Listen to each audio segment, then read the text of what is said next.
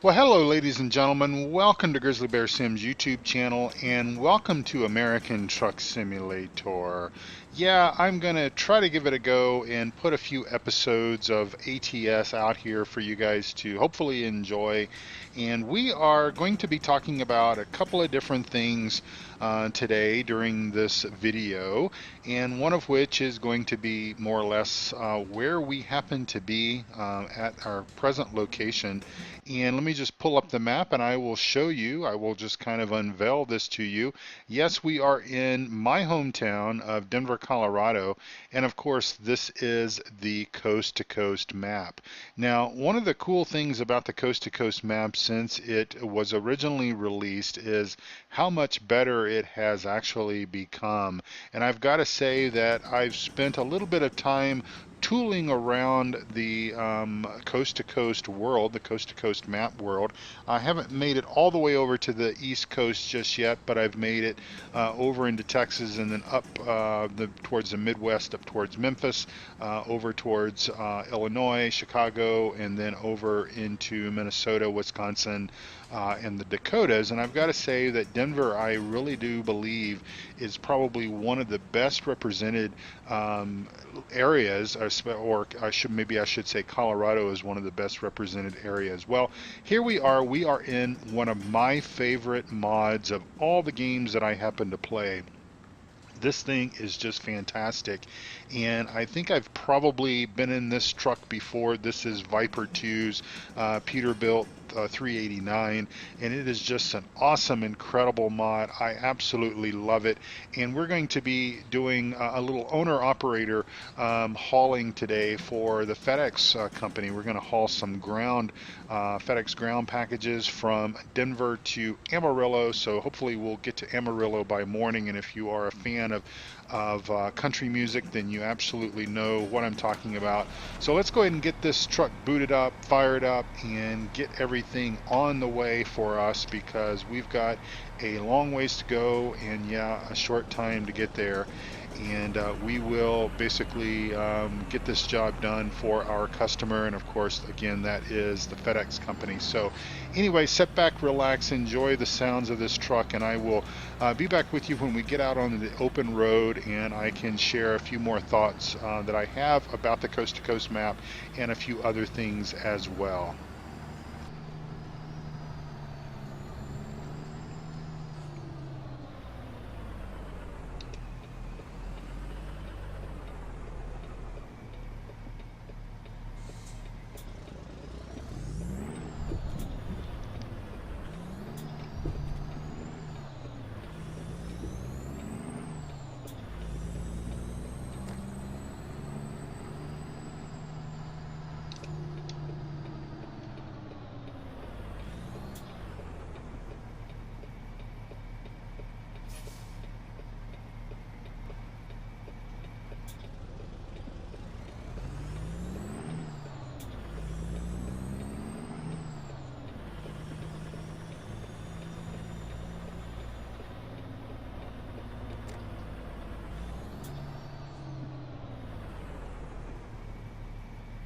Now, if you look to the just the right of my center of my windscreen, you'll see a giant Ferris wheel and a tower of sorts, kind of maybe like the Space Needle in Seattle. That is representing Elitch Gardens, which used to be part of the Six Flags company, and it basically no longer is. But I think I may have made a wrong turn there, so let me just very quickly here look to see where we might be. I think I did, so we're gonna kind of take a left turn here and make kind of a roundabout here and come back around, because we should have turned back there, but I'm kind of getting used to using the inboard GPS into the truck dash instead of having the external one up there. I'll try to get a little bit better with these kind of things. Now, we're currently driving west towards the foothills there. Of course, we want to go east towards I-25. That was the highway that we wanted to get on to then proceed south on into, obviously, New Mexico and to into Texas as I turn off my heater because it's a little warm here for us. But anyway, I personally believe that, again, kind of the Denver area of the map is one of the best looking city representations that exists within the coast to coast spectrum. Now, of course, I'm not talking about within the SCS territories of like LA or San Diego or Phoenix or Vegas or places like that. I am strictly talking about within the coast to coast world. Now, if you're like me, you've known about the coast to coast map for quite a while. It came out over 2 years ago. It came out very soon after ATS came out, and as a matter of fact, we are just a little over the 2 year birthday, 2 year anniversary of this fine simulation based game by SCS Software. And so the coast to coast map came out very shortly after ATS came out, and it was basically developed by a gentleman by the name of Mantrid, or he goes by Mantrid, and his whole goal behind the coast to coast map really was simply just to have the opportunity, the ability to simply drive from one coast to the other, obviously from the west coast to the east coast, and be able to do that just on the open highway, not really concerned about things such as scenery and all that kind of stuff. And in the early days of the coast to coast map, well, it was a lot of cut and paste. There wasn't a whole lot of unique stuff that sort of represented the map. It was a lot of copy paste from one place to the other, and even some of the very early stages of the map, even things like street signs, city limit signs and stuff like that, you could possibly see some of those in other cities, representing obviously other cities. Now,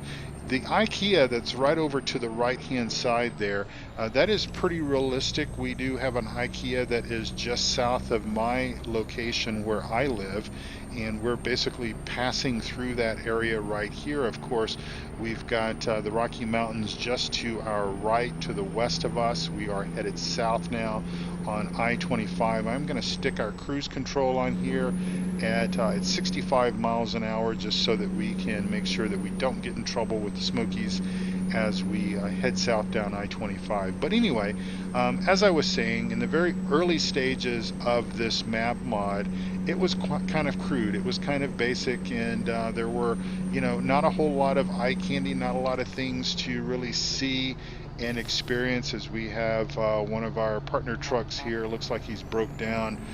We'll have to see if we can get him some help out here. But anyway, not a lot to see, not a lot to do. Well, Mantrid, and again, he sort of released the map for his own personal use, for his own personal enjoyment. But he told some people, and of course those people told a few people, and before you knew it, it was quite a popular map with folks like myself and others who wanted also to have the ability to kind of stretch our legs, get away from LA, or get away from California, get away from Nevada, and maybe this was even before Arizona came to be. Might have even been before SCS released Arizona that this map came available. Anyway, but it was kind of basic. But again, I reiterate that this was sort of Mantrid's personal project. He really didn't create it to try to compete with, say, the Pro Mods world or anything like that. Well, it began to gain in popularity. Folks began to sort of flock to this map, and of course a lot of folks offered to help, and he decided to take their help, and boy, I'm glad he did, because there have been some folks that have taken on bits and pieces of this map. And of course Colorado is one area that was actually modified from its original state. I remember playing the Coast to Coast map, or having the Coast to Coast map installed when Colorado was first put on the map, and it was rather basic. There wasn't a whole lot to see and do. Colorado Springs, I don't even think was represented, and that's what we're passing through right now, is Colorado Springs. Denver was represented, but that was about it, and like I said, it was kind of crude, and it's really progressed a long ways. Well, the actual person that has worked on Colorado, he, I guess, lives in Fountain, which we're going to come up on here pretty soon. Now, I've driven this route a couple of times, or I've driven from Denver down to New Mexico, done some deliveries in New Mexico and such, and so I have driven this route a couple of times, both northbound and southbound, and so I'm kind of familiar with the area. We're going to go ahead and get on around this car here, or this van, whatever it was there. And I believe, as I said, I believe we're coming up on the town of Fountain, Colorado, which obviously is a real life town here just south of Colorado Springs. Now, I travel this way in real life, and actually I was wanting to make this video be a trip from Denver down to Fort Worth. I had driven this route very soon after I got the coast-to-coast map, or at least this version of the map installed, and I've got to tell you that it's very reminiscent of the journey that my wife and I take once to twice a year as we travel down to visit my family. And for those of you that are active viewers of the channel, you all know that my wife and I did go down to Texas to visit my family for Thanksgiving, and we drove this exact route. We drove I-25 south from Denver into New Mexico. We turned and went east at Raton, across towards Dalhart, Texas, in that area. And also, if you are subscribers of my Discord channel, and if you follow my blog postings on grizzlybearsims.com, you may also remember that I released a blog article just a few days ago about the coast-to-coast map and some of the excitement and everything that I have certainly seen with this map since I have installed it. That Jeep is kind of playing with me back there. He wanted to pass and then he slowed down, and well, he's coming back up on me again there. Anyway, so you guys know that I did write about this and talk about this and everything, and specifically sort of talked about the journey that I made from Denver down to Fort Worth. But anyway, I couldn't find a load for Fort Worth, and so I figured, well, this is a couple of 100-mile route that we're going to be taking here. We'll go ahead and kick our speed on up to about 70, but it's about 368 miles or so from Denver to Amarillo, going this route here, down I-25 and then cutting across at New Mexico. But when we get to New Mexico, I will point out one thing, because obviously New Mexico is a part of SCS territory now. Obviously, the New Mexico DLC has been out for a number of months, but the coast-to-coast map does add some modifications, a couple of extra highways, roads that you don't normally see with just the default SCS package. So even if you don't necessarily care about going coast to coast, hammering down all the way across maybe I-10 from LA over to Florida, that's okay. You don't have to certainly do that, but it might be worth your interest in loading the coast-to-coast map just for some of the extra highways that you would obviously get in New Mexico that SCS didn't include. And the highway that we're actually going to be traveling on, the highway number right now escapes me, but it's the highway from Raton over to Clayton, New Mexico, then Texline. I don't think Texline is represented on the map, but that's the first little town that you come into in Texas on that highway, and then of course Dalhart is represented on the map, and then we'll drop into Amarillo and deliver our goods, obviously. So anyway, I hope everyone is having a wonderful, wonderful day. I'm not really sure what day you're going to be seeing this video on as I adjust my track IR. This is other than Flight Sim, pretty much ATS and ETS2 and Flight Sim are about the only game titles that I bother using track IR for. I've kind of talked about the fact that I don't use it very much with Farm Sim, simply because I usually spend most of my time in third person on Farm Sim, just so you guys have something to look at.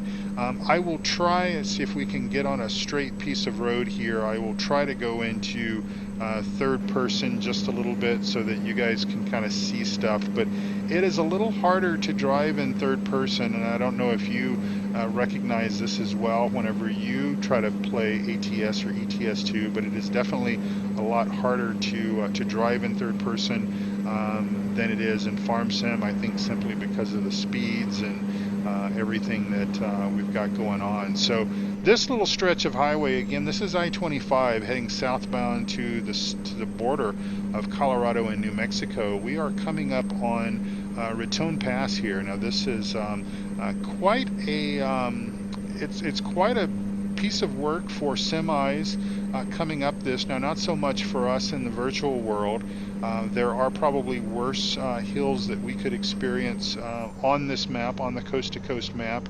I think I-70 coming out of Utah is represented fairly well, and then I believe that there is a fairly steep hill that's represented in Wyoming that I've seen some YouTubers struggle in getting their loads and everything up. But Raton Pass is probably a little worse in real life than what's represented here in the game.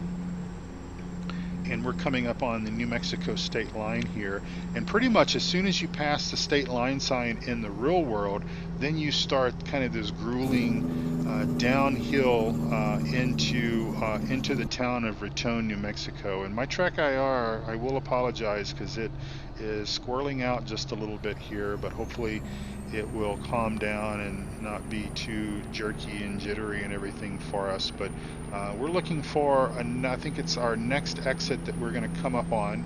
Now, of course, our speed limits, it's showing 75 here. That is not the case for New Mexico. This speed limit in New Mexico does slow down to about 65 or 70 through this stretch, but you kind of have to, you kind of have to overlook that. If you're not from this area, well, you probably wouldn't really know any difference in that anyway. But it is kind of what it is. So here, 87, Highway 87 is the road that we want out of Raton over towards Clayton. Now, in real life, this exit, the overpass that you see here on the left, that does not exist. This is actually where we're going to turn left here and go east. This is actually an overpass that crosses over I-25 in the real world. And actually just to our right, it would be where a McDonald's is, and then there's some other gas stations and stuff there. And usually Raton is one of our first stops that we make in the real world, traveling to Texas to visit my family.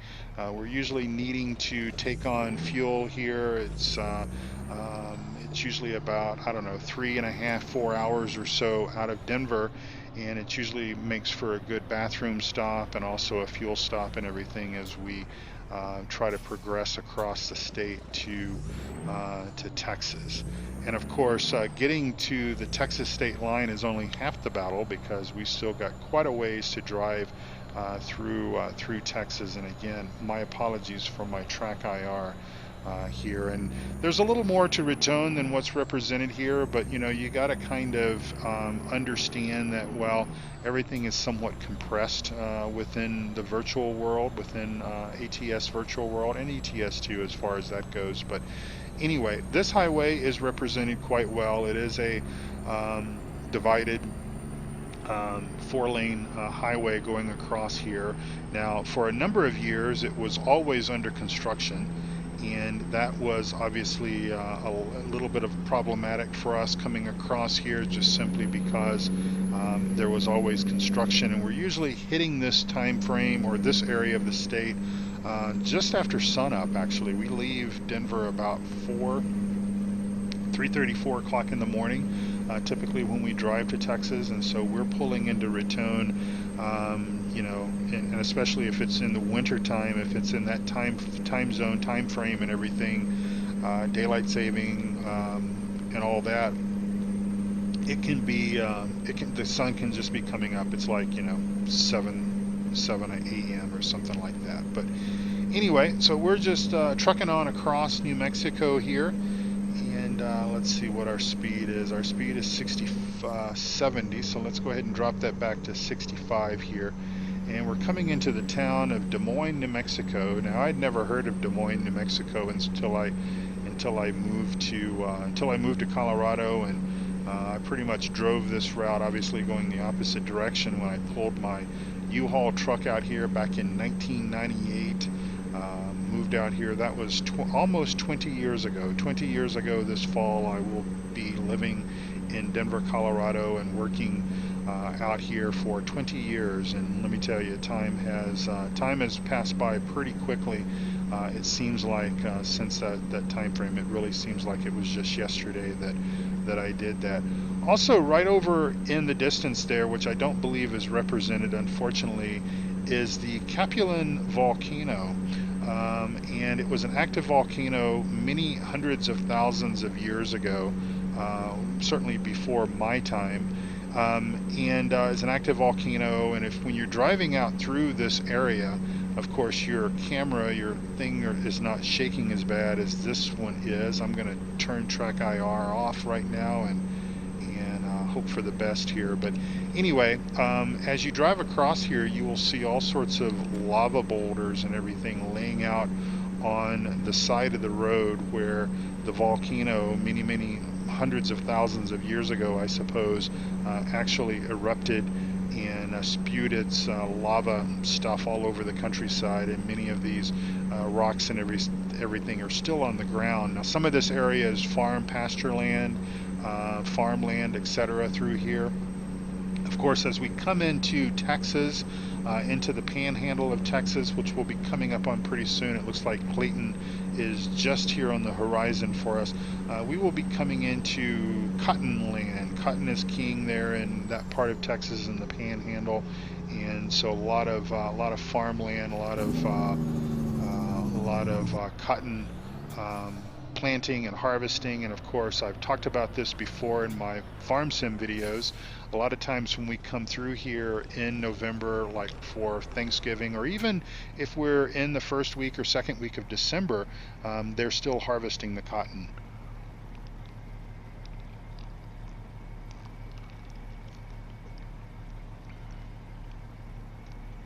Hope you like the interior here of my Viper 2, my Peterbilt 389. Again, this is quite possibly one of my favorite mods in the whole world of simulation gaming. Yes, I do enjoy my PMDG 737 and my 777 and my 747 aircraft and flight sim, but I've got to say that I do quite like this truck quite a bit. And my Track IR, come on. I do like this truck quite a bit. My second favorite truck, I suppose, is the Volvo by Aradeth or Aradeth. That is a fantastic mod for a truck. And let me glance over into my mirror and see if I can scooch over just a little bit. Now, right here, coming up on this state line sign, we're coming into what would be Texline, Texas in the real world. I took a picture of that back in November. My wife and I stopped for sort of an impromptu picnic lunch. We always, my wife usually makes lunch for us, picnic lunch for us, and we will generally either eat, at a roadside park or something like that. And so it just so happened that we got about here probably, I don't know, 9 o'clock in the morning or so, 9:30 in the morning, 10 o'clock in the morning, something like that. And I was quite hungry. And again, my apologies for the Track IR. But we sat there, we pulled into that spot and had a couple of sandwiches, or I had a couple of sandwiches. I took a picture of that state line sign, posted it on Facebook for more or less for my parents to see where we were. Look at that long train, by the way. That train has been coming and just coming and coming. That is a mod. We've got a mod for more realistic trains on ATS. There was a couple of engines pulling it, and then obviously the consist was quite long.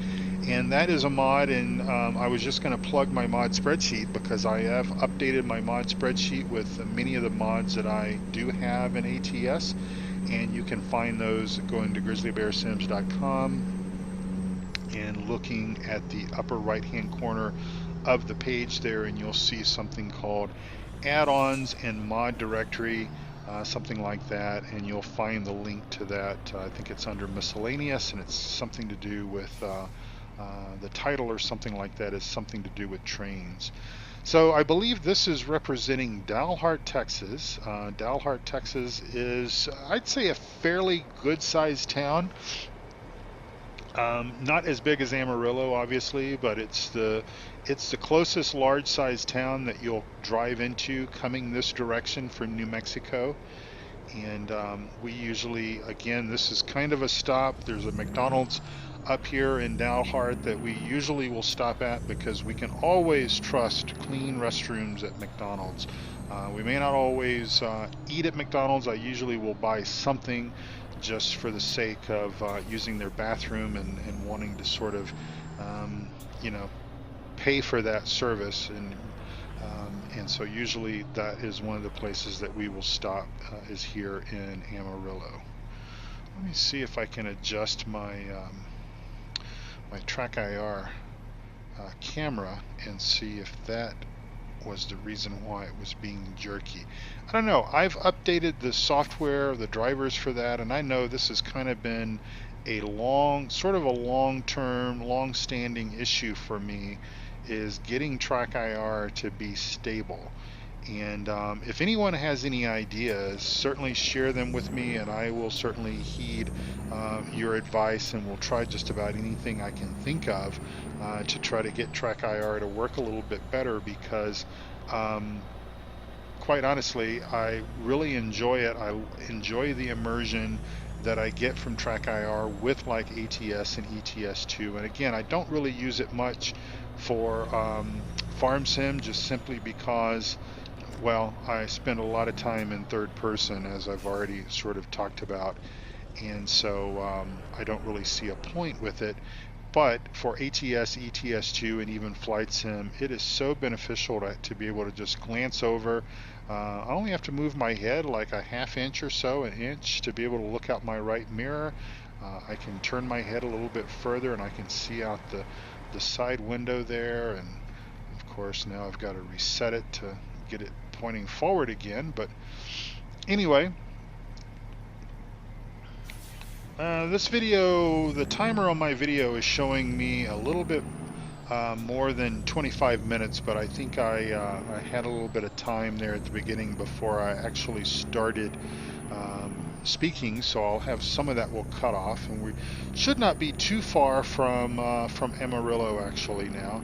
Of course, you know, the compression and everything of the map, it makes everything go fairly quick. I can remember being able to drive in the early stages, and of course this is before the ATS rescale, and of course Coast to Coast has rescaled as well to match up with that. At least I believe that is the case. So here in the real world, we've got two choices. Sometimes we go right and sometimes we go left, which is what we're going to do today. We're going to go left here, and it's just basically depending on which area of Amarillo we want to drive into. If we want to kind of bypass things, we typically go right and hit I think it's I-20, I think it is, maybe, or I-40. And then sometimes if we want to go through Dumas, Texas, we will turn left here and head out this direction. But yeah, the road does change into a single lane highway here, and it does this in the real world as well. So good representation, good immersion. I like this about the changes that they've made to the coast to coast map, because this is a road I drive in real life, so I'm quite familiar. And even though I don't drive a semi out this direction, I do drive my regular four-wheeler out here, my little Ford Escape. There goes our competition, UPS. But I do come out this direction, and so as a result, I like to have the immersion and all that kind of stuff. And this little county road here, this is actually pretty close as well. Now I don't know, it doesn't look like this is numbered, but there is a county road that we can take that will take us a little bit different direction, but I don't think this is actually it. I think this is meaning to represent the town of Dumas, D-U-M-A-S, and that's how it's pronounced. It's not pronounced any other imaginable way that you could pronounce that particular spelling, Dumas, Texas. And yeah, so I think that's what it was representing, or at least that's what that intersection was. And maybe somebody will build that out someday and incorporate that into the map, because obviously having more places to visit, more places to explore is obviously a real good thing. So let me just bring up my little menu here and we'll see. We're about 25 miles out as we kind of run over on the shoulder there. I believe this is 87, Highway 87, or maybe it's 287. It says 87 there, but I think it might also be 287 as well. And this just kind of comes in the north side of Amarillo. And like I said, it is usually a road that we will take occasionally. We kind of like to try to mix things up a little bit, and I've even been known to drive eastbound on I-70 out through Kansas and turn and head south at Salina, Kansas, down into Oklahoma, that direction on I-35. But it actually does add about 100 miles to the trip, and even though sometimes I'm pretty successful at making that 100 miles up because it is interstate highway pretty much the entire way. Some of these roads do kind of bring you through some slow areas of little small towns and stuff that like to bring your speed down to, you know, like 45 or so. But it just kind of depends on what kind of mood we're in, and a lot of it depends on weather.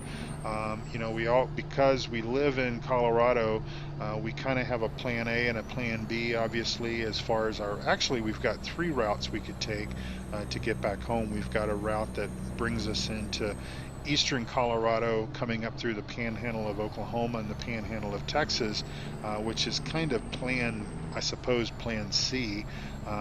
It just sort of depends if we're leaving Texas and we know that there's going to be a snowstorm or some bad weather or whatever, and if we think that Raton Pass is going to be a little tricky, then obviously we'll elect to come up through eastern Colorado or even come up through Kansas. All right, so we're about 2 miles or about 8 minutes there as the GPS says, but I think that we'll certainly meet our drop-off point a lot sooner than 8 minutes, and hopefully we are on time. I hope on time and on budget. That is the way that I try to keep things here with my owner-operator driving here. Now, I may do some fleet work, eventually may try to match up some trucks and some trailers, do some fleet stuff. You know, I'm not going to, as I've often said before, I understand that I've grown my channel, I've built my YouTube channel mainly on farm sim, or let me be honest, solely on farm sim pretty much. I think all total in the little over 2 years that I've been a YouTube content creator, I have probably only produced a very small handful of non-farm sim content, maybe 5 or 6 episodes of ETS2 and maybe that many on ATS and a couple of flight sim videos. But you know, yeah, it is going to be just a light kind of a light addition to the channel. I'm not gonna go too heavy with the content because I know that some people may not like this. Some people may not like my style of trucking. I've already talked about that kind of in a previous video about how I do this for fun. I'm not necessarily, you know, I've had a Class A CDL, I've driven trucks before in a past life, I've done all the gear shifting and everything, and I don't really care to simulate that here for you all. I enjoy kind of telling you guys about my day, and sort of as a bonus to you all, you get to see some cool stuff, and I'll tell you about some of the cool mods that I'm finding out there. And most of my mods are coming from the Steam Workshop. That's where I like to get my mods. Just like for Farm Sim, how I like the Giants Mod Hub, I like the Steam Workshop because you can rest a little bit more carefully that the mods are not going to cause problems. And, you know, no, it's not 100%. No, it's not guaranteed. Yes, there could be problems. There most likely will be problems with some of the mods from time to time, mod conflicts and all that stuff. But for the most part, it's a good place to get mods from. It's easy to get mods from there as well, simply because I don't want to drag that post there. I think I'm going to be all right. And this is a little tight here, I've got to say. A little tight for the parking. And these cones, this is, I believe it's called S&N immersion. And what it does is it essentially eliminates the little icon that's out there on the side of the road where you come in, and it gives you these cones that you want to park in between. And of course, I've just kind of messed that up. So let me back up here and kind of get straight with the world.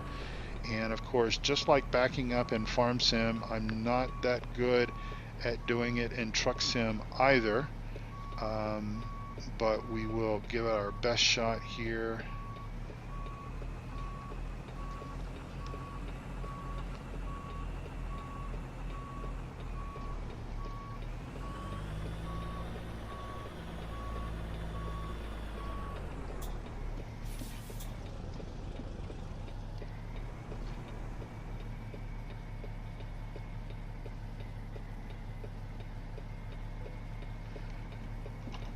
Alright, we'll try to get that T again. There we go. Well, we're just a little crooked there. I could probably do a little bit better job, but I do not want to hit that black car, and I really don't want to pop out and break the immersion and everything. I was pretty close to it back there. So again, I'm going to call this good for now, and we're gonna go ahead and see what sort of prize we're going to get here. Hopefully we've got an excellent. And there we go, folks. All right, well, ladies and gentlemen, again, I'm not going to bombard your viewing entertainment with a lot of truck sim videos. There will be a few here and there, and but not everywhere. And then hopefully, as time permits, I can do some additional kind of fleet stuff and maybe match up some trucks and trailers. That might be kind of fun. And we'll head back over to California and Nevada and Arizona and New Mexico, and as we all know, Oregon's going to be the next DLC that's going to come out. So we'll be exploring stuff over there from time to time as well. So anyway, thank you all so very much for watching. Don't forget, check out my mod spreadsheet. Go to grizzlybearsims.com. You'll find links to this fine mod here. This is the Viper 2 Peterbilt 389, as well as some of the mods that you experienced here in this video. The train mod, the immersion pack that gets rid of the icons. There's also another cool one that I'm using, which gets rid of the barriers. Those barriers for the roads that you can't drive down, and how those things sort of levitate about 3 feet or so off the pavement. You can get rid of those, and they just kind of disappear. So anyway, thank you again for watching. I do appreciate you guys tuning into my videos, and I will see you all next time, probably on a farm somewhere. Talk to you all very soon. Bye bye.